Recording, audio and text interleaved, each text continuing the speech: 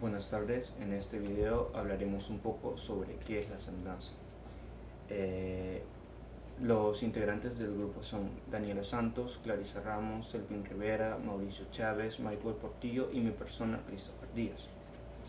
Voy a iniciar yo hablando un poco sobre qué es la semblanza. Solemos decir que una semblanza es una biografía de poca extensión que no abunda ni recaba en temas históricos, sino más bien en la presentación de información sobre el carácter y la personalidad del individuo.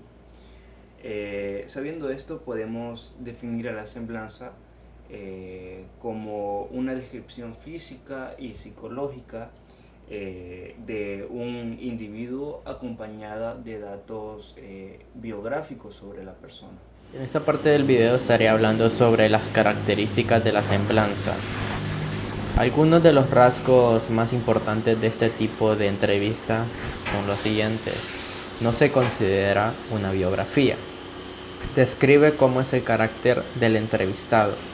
Describe todo tipo de facciones, incluyendo maneras de expresarse al hablar. No hace énfasis en particular sobre los rasgos físicos.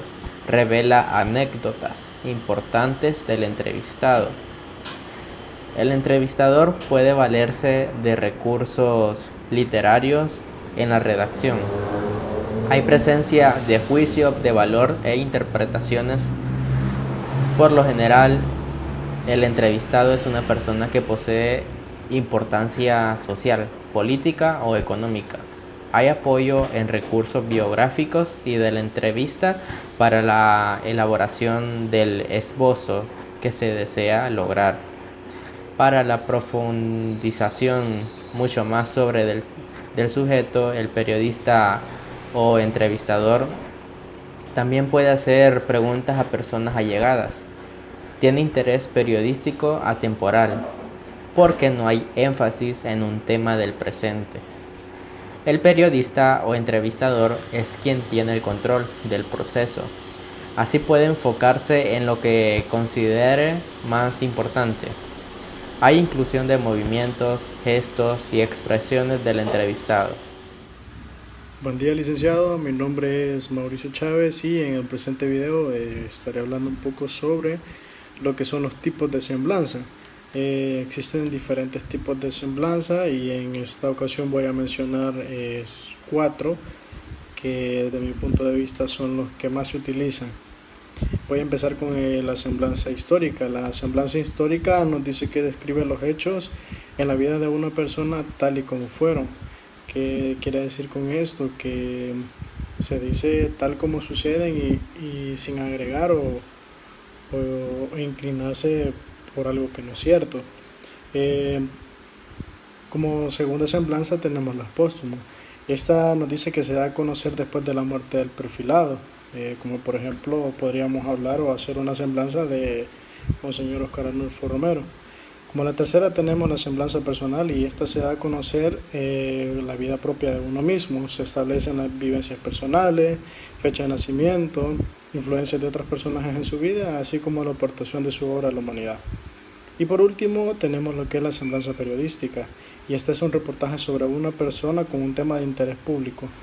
Existen muchos diferentes tipos de semblanza, pero estos se dan dependiendo de qué o de quién queremos hablar. Así que eso es todo de mi parte y los dejo con mi compañera que les dará algunos ejemplos.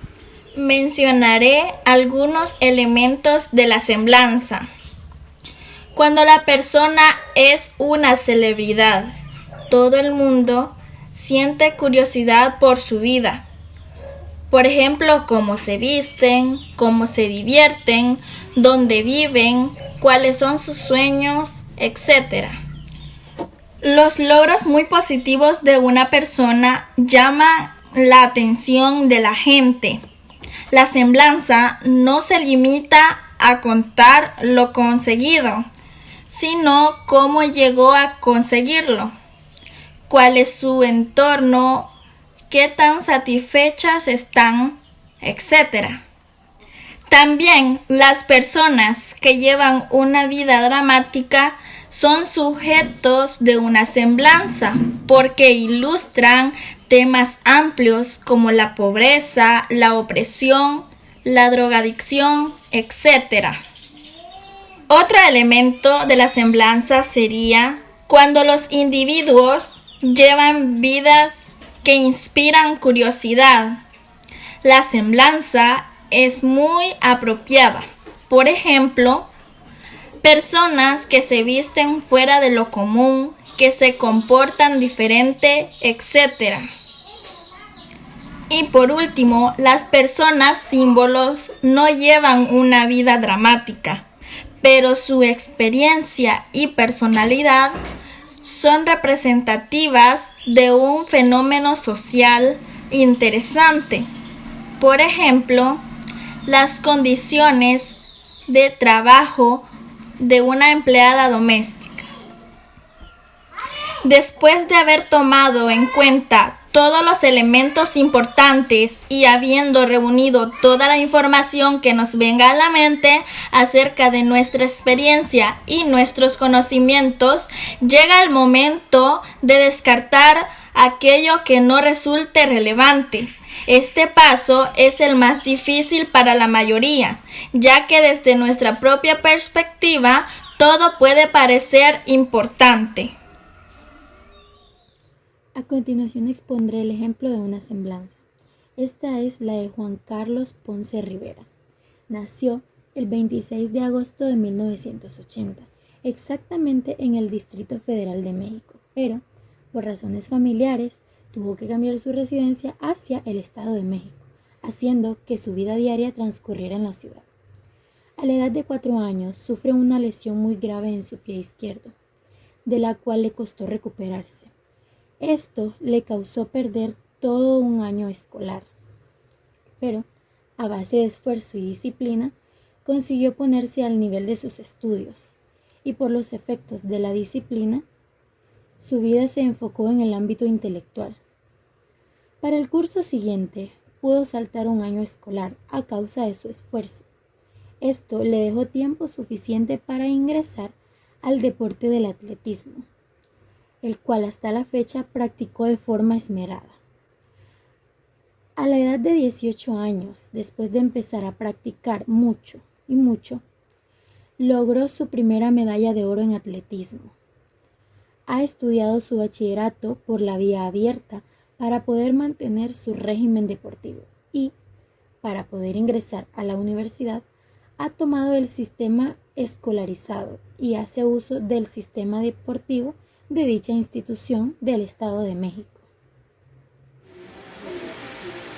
Como último punto le expondré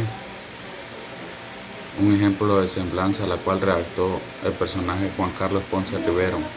Se dice que nació en la Ciudad de México, Distrito Federal, el 26 de agosto de 1980 por razones familiares.